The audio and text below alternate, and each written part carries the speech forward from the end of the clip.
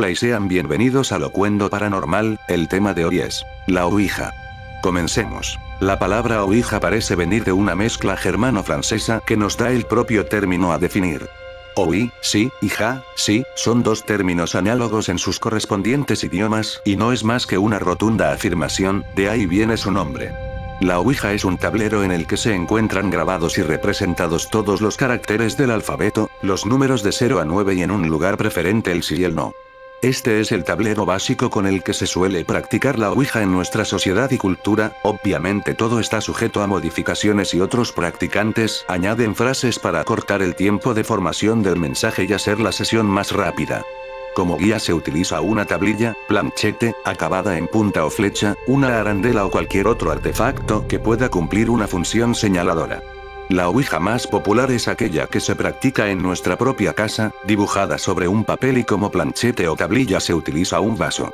Son muchos los que se adentran en este enigmático mundo de la Ouija careciendo de un mínimo de conocimientos imprescindibles que puede hacer de la sesión de Ouija un auténtico trauma para sus participantes.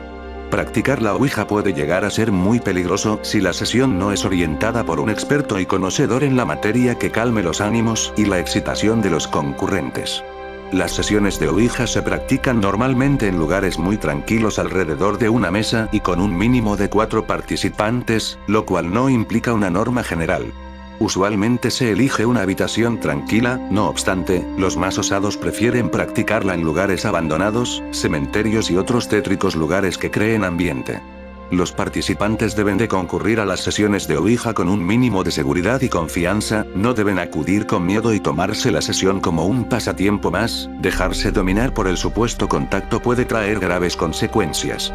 El número aconsejable de participantes suele ser de 4, aunque a las sesiones se puede acudir en calidad de observador para aquellos a los que la práctica de la Ouija no les resulta atractiva o no desean participar. Preparación para la consulta de la Ouija. Hay quienes intentan purificar el ambiente quemando incienso o plantas aromáticas, otros invocan a los ángeles y santos guardianes, también existen quienes hacen previamente una rueda de poder para cargar la estancia de energía positiva que cubra el lugar de protección contra malas influencias y contactos. El contacto, tras una relajación mental de sus participantes, comienza con una pregunta. Habitualmente la pregunta es: ¿hay alguien ahí? Y si hay respuesta, comienzan las preguntas y respuestas entre los participantes y la entidad contactada. La tablilla se moverá indicando letra a letra el contenido final del mensaje. En numerosas ocasiones es cualquiera de los participantes quien de forma voluntaria o involuntaria, consciente o inconscientemente mueve la tablilla y crea o tergiversa el mensaje. En este caso el contacto no es real.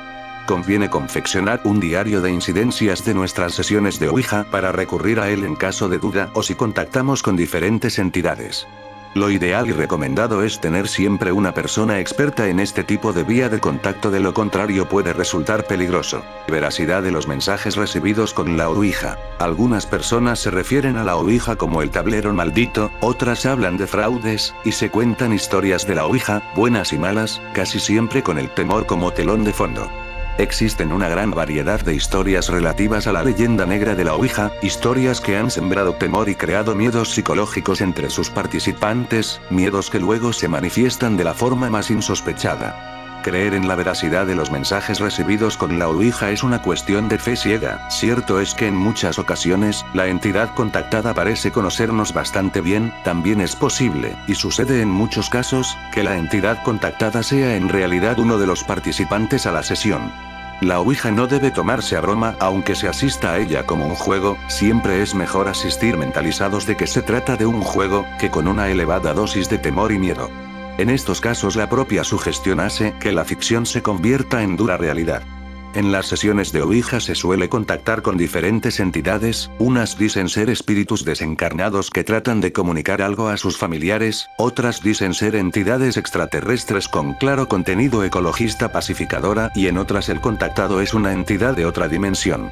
No obstante, en numerosas ocasiones el contacto se debe a un fraude, es decir, a que el mensaje de la supuesta entidad es en realidad el mensaje de uno de los participantes, o que simplemente la sugestión del mismo hace que psicoquinéticamente se mueva la tablilla.